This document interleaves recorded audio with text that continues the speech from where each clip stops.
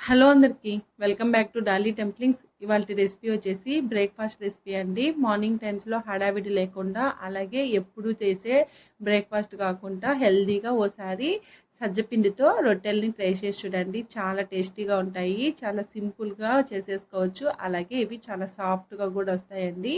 ఇప్పుడు ఈ సజ్జ రొట్టెల్ని ఎలా చేసుకోవాలో ప్రాసెస్ ఏందో చూసేద్దాము. దీనికోసం ముందుగా ఒక మిక్సింగ్ బౌల్ని తీసుకొని ఇందులో ఒక పావు కప్పు అటుకుల్ని వేసుకోవాలి. నేను ఇక్కడ పలచటి అటుకుల్ని వేసుకుంటున్నానండి. మీకు కావాలంటే మందపాటి అటుకులను కూడా వేసుకోవచ్చు.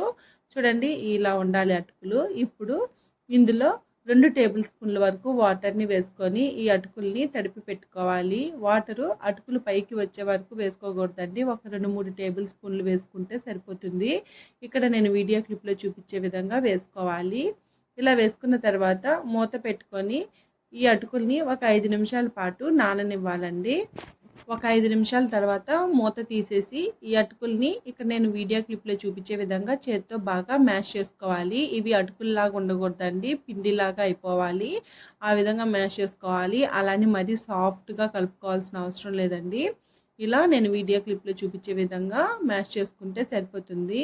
ఇలా కలుపుకున్న తర్వాత ఇప్పుడు ఇందులో 1 కప్పు సజ్జపిండిని వేసుకోవాలి. నేను ఇక్కడ 1.5 కప్పు వరకు సజ్జపిండిని వేస్తున్నాను. మీకు ఎన్ని సజ్జ రొట్టెలు కావాలో దానికి తగ్గట్టు పిండిని వేసుకోవాలి. ఇప్పుడు ఇందులో 1 అరకప్పు క్యారెట్ తురుముని వేసుకోవాలి. అలాగే సన్నగా కట్ చేసుకున్న కొత్తిమీర, కరివేపాకుని వేసుకోవాలి. ఇందులోనే 2 పచ్చిమిర్చిని సన్నగా కట్ చేసి వేసుకోవాలి. అలాగే ఒక చిన్న సైజు ఆనియన్ కూడా చిన్న చిన్న ముక్కలుగా కట్ చేసి వేసుకొని కొన్ని క్యాప్సికమ్ ముక్కలను కూడా వేసుకోవాలి. ఈ వెజిటేబుల్స్ అనేది ఆప్షనల్ అండి. మీకు నచ్చకపోతే ఆనియన్ ఒక్కటే వేసుకున్నా సరిపోతుంది. హెల్తీగా తినాలనుకుంటే అన్ని వెజిటేబుల్స్ని వేసుకోవాలి. ఇప్పుడు ఇందులో ఒక పావు టేబుల్ స్పూన్ సాల్ట్, అలాగే 1 టేబుల్ స్పూన్ జీలకర్రని వేసుకొని ఇవన్నీ బాగా కలిసేలాగా చేత్తో కాస్త గట్టిగా మ్యాష్ చేసుకుంటూ కలుపుకోవాలి. ఇలా కలుపుకున్న తర్వాత ఇందులో కొద్దిగా వాటర్ని వేసుకుంటూ ఈ పిండిని చపాతీ పిండి కన్నా సాఫ్ట్గా కలుపుకోవాలండి. నేను ఇక్కడ సజ్జ పిండితో చేస్తున్నాను. సజ్జల్ని వేయించి మిక్సీ పట్టి తీసుకున్నానండి. అలాగే ఈ సజ్జ పిండికి బదులు మీరు రాగి పిండితో కూడా చేసుకోవచ్చు. చూడండి, పిండి ఈ కన్సిస్టెన్సీలో ఉండేలాగా కలుపుకొని పక్కకు పెట్టుకోవాలి. ఇప్పుడు ఒక బటర్ పేపర్ని తీసుకొని దాని మీద కాస్త వాటర్ని అప్లై చేసుకొని పిండి కాస్త ఎక్కువగానే తీసుకోవాలండి. రౌండ్ బాల్ లాగా చుట్టుకొని ఇక్కడ వీడియోలో చూపించే విధంగా చేతితో ట్యాప్ చేసుకుంటూ పలచగా స్ప్రెడ్ చేసుకోవాలి. ఈ రొట్టెలు కాస్త పలచగా ఉంటేనే టేస్ట్ బాగుంటుందండి. మరి మందంగా ఉంటే టేస్ట్ బాగోదు. దానికోసమే పలచగా స్ప్రెడ్ చేసుకోవాలి. చూడండి, మీరు బటర్ పేపర్కి బదులు ఏదైనా పాలిథిన్ కవర్లో కానీ లేదా పేపర్ అట్టాకుల్లో కూడా చేసుకోవచ్చు.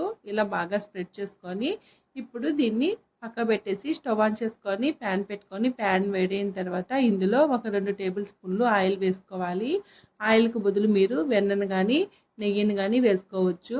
ఆయిల్ వేడైన తర్వాత నేను ఇక్కడ వీడియోలో చూపించే విధంగా ఈ రొట్టెల్ని నెమ్మదిగా పెనం మీద వేసుకొని మంటని మీడియం టు హై ఫ్లేమ్లోకి అడ్జస్ట్ చేసుకుంటూ ఈ రొట్టెల్ని కాల్చుకోవాలి.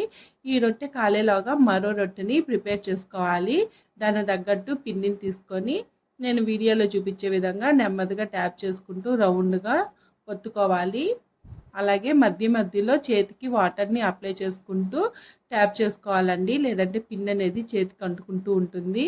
చూడండి, ఈ విధంగా రౌండ్గా ఒత్తుకున్న తర్వాత పక్క పెట్టుకొని మనం ముందుగా పెనం మీద వేసుకున్న రొట్టె కాలిందో లేదో చెక్ చేసుకోవాలి. చూడండి, ఈ విధంగా ఎర్రగా కాలితే సరిపోతుంది. ఇప్పుడు దీన్ని పక్క తీసుకోవాలి.